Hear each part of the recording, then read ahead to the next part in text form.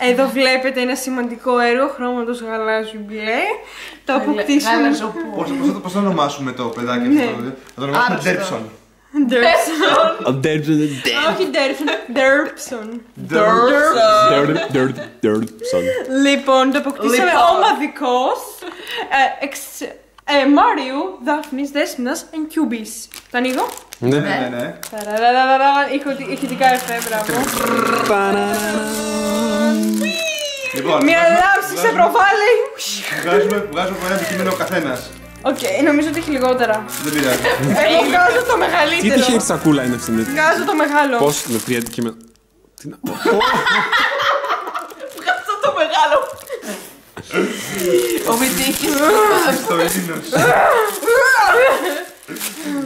Το απλάκι που κάνει πιτσίου. Μοιάζει με αποτυχημένο ντίλντο. Αυτό μοιάζει με λεμονοστίφτη, μπορείς να κάνεις.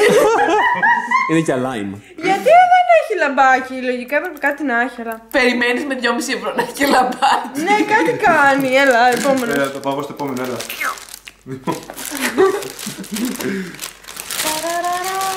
Βασικά δεν έχει τίποτα άλλο.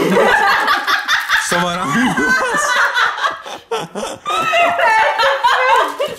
Δεν το πιστεύω. Fail. Τελείω. Πληρώσαμε 2,5 ευρώ για Τι είναι όλα αυτά, λέει εδώ? Τσίχλες, toys, sweets, καραμέλες, puzzles, τατουάζ.